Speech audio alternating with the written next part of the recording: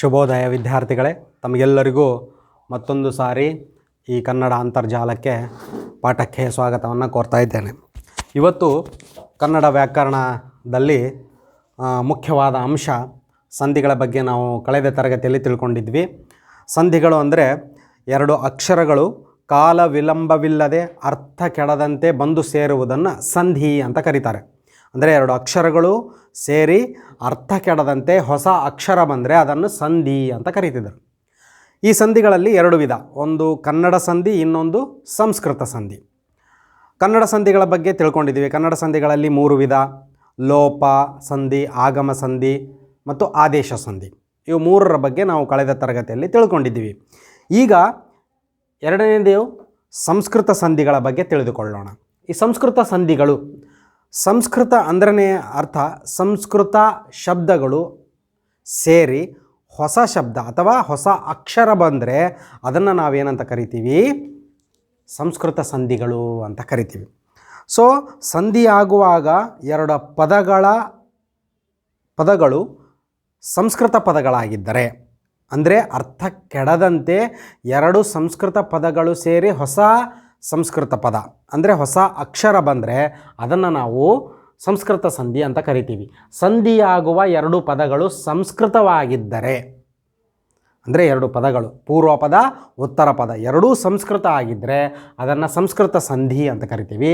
ಅಂದರೆ ಎರಡು ಸಂಸ್ಕೃತ ಪದಗಳು ಅರ್ಥಕ್ಕೆ ಧಕ್ಕೆ ಬಾರದ ಹಾಗೆ ಕೂಡುವುದನ್ನು ಸಂಸ್ಕೃತ ಸಂಧಿ ಅಂತ ಕರಿತೀವಿ.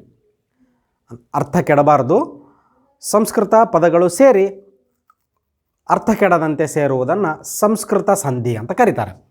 ಸೊ ಇಲ್ಲಿ ಈ ಸಂಸ್ಕೃತ ಸಂಧಿಗಳಲ್ಲಿ ಎರಡು ವಿಧ, ಒಂದು ಸ್ವರ ಸಂಧಿಗಳು, ಇನ್ನೊಂದು ವ್ಯಂಜನ ಸಂಧಿಗಳು. ಸ್ವರ ಸಂಧಿಗಳು ಮತ್ತು ವ್ಯಂಜನ ಸಂಧಿಗಳು.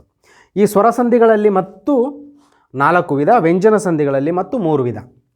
ಈ ಸ್ವರ ಸಂಧಿಗಳಲ್ಲಿ 4 ವಿಧ: ಒಂದು ಸವರ್ಣ ದೀರ್ಘ ಸಂಧಿ, ಇನ್ನೊಂದು ಗುಣಸಂಧಿ, ವೃದ್ಧಿ ಸಂಧಿ, ಎಣ್ ಸಂಧಿ.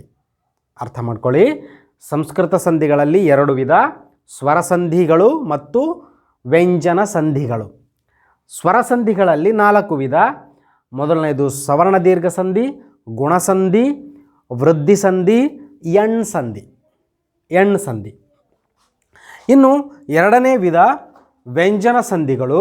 ಈ ವ್ಯಂಜನ ಸಂಧಿಗಳಲ್ಲಿ 3 ವಿಧ: ಒಂದು ಜಸ್ತ್ವ ಸಂಧಿ, ಶ್ಚುಸ್ತ್ವ ಸಂಧಿ, ಅನುನಾಸಿಕ ಸಂಧಿ. ಒಟ್ಟು 7 ಸಂಧಿಗಳು ಈ ಸಂಸ್ಕೃತ ಸಂಧಿಗಳಲ್ಲಿ ಬರ್ತವೆ. ಆ ಸಂಸ್ಕೃತ ಸಂಧಿಗಳನ್ನು 2 ಭಾಗಗಳಾಗಿ ವಿಂಗಡಣೆ ಮಾಡಿದ್ದಾರೆ. ಮೊದಲನೇದು ಸ್ವರ ಸಂಧಿಗಳು, ಇನ್ನೊಂದು ವ್ಯಂಜನ ಸಂಧಿಗಳು. ಸೊ ಈ ಸ್ವರ ಸಂಧಿಗಳಲ್ಲಿ ಮುಖ್ಯವಾಗಿ ಸವರ್ಣ ದೀರ್ಘ ಸಂಧಿ, ಗುಣಸಂಧಿ, ವೃದ್ಧಿ ಸಂಧಿ, ಎಣ್ ಸಂಧಿ.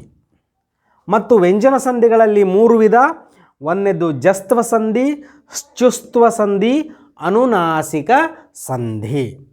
ಇಷ್ಟು ಈ ಸಂಸ್ಕೃತ ಸಂಧಿಗಳಲ್ಲಿ ವಿಧಗಳಿದ್ದಾವೆ. ಈ ಸಂಸ್ಕೃತ ಸಂಧಿಗಳು ಒಟ್ಟು 7 ಇದ್ದಾವೆ. ಸ್ವರ ಸಂಧಿಗಳಲ್ಲಿ 4, ವ್ಯಂಜನ ಸಂಧಿಗಳಲ್ಲಿ 3. ಸೊ ಅರ್ಥ ಮಾಡ್ಕೊಳ್ಳಿ ವಿದ್ಯಾರ್ಥಿಗಳೇ, ಸಂಸ್ಕೃತ ಸಂಧಿ ಅಂದರೆ ಎರಡು, ಅಂದರೆ ಸಂಧಿಯಾಗುವ ಅಂದರೆ ಕೂಡುವ 2 ಪದಗಳು ಸಂಸ್ಕೃತವಾಗಿದ್ದರೆ, ಸಂಸ್ಕೃತ ಪದಗಳಾಗಿದ್ದರೆ ಅದನ್ನು ಸಂಸ್ಕೃತ ಸಂಧಿಗಳು ಅಂತ ಕರೀತಾರೆ. 2 ವಿಧ: ಸ್ವರ ಸಂಧಿ ಮತ್ತು ವ್ಯಂಜನ ಸಂಧಿ. ಸೊ ಇವತ್ತಿನ ಈ ತರಗತಿಯಲ್ಲಿ ನಾವೇನು ಮಾಡೋಣ, ಈ ಸ್ವರ ಸಂಧಿಗಳು ಮತ್ತು ವ್ಯಂಜನ ಸಂಧಿಗಳ ಬಗ್ಗೆ ಪ್ರತ್ಯೇಕವಾಗಿ ಉದಾಹರಣೆಗಳೊಂದಿಗೆ ವ್ಯಾಖ್ಯೆಯೊಂದಿಗೆ ತಿಳಿದುಕೊಳ್ಳೋಣ. ಮೊದಲನೇ ಈ ಸ್ವರ ಸಂಧಿಗಳ ಬಗ್ಗೆ ತಿಳಿದುಕೊಳ್ಳೋಣ. ಸ್ವರ ಸಂಧಿಗಳಲ್ಲಿ ಮೊದಲನೆಯದು ಯಾವುದು? ಸವರ್ಣ ದೀರ್ಘ ಸಂಧಿ. ಇದರ ಬಗ್ಗೆ ನಾವು ವಿವರಣೆಯನ್ನು ತಿಳಿದುಕೊಳ್ಳೋಣ. ಅರ್ಥ ಆಯ್ತಲ್ಲ? ಈ ಮುಂಚೆ ಕನ್ನಡ ಸಂಧಿಗಳ ಬಗ್ಗೆ ತಿಳ್ಕೊಂಡಿದ್ದೀರಿ, ಇವತ್ತು ಸಂಸ್ಕೃತ ಸಂಧಿಗಳು. ಅದರಲ್ಲಿ ಸ್ವರ ಸಂಧಿ ಮೊದಲನೆಯದು, ಸವರ್ಣ ದೀರ್ಘ ಸಂಧಿ. ಅರ್ಥ ಆಯ್ತಲ್ಲ? ಈಗ ಈ ಸವರ್ಣ ದೀರ್ಘ ಸಂಧಿ ಬಗ್ಗೆ ನಾವು ತಿಳಿದುಕೊಳ್ಳೋಣ ವ್ಯಾಖ್ಯೆಯೊಂದಿಗೆ.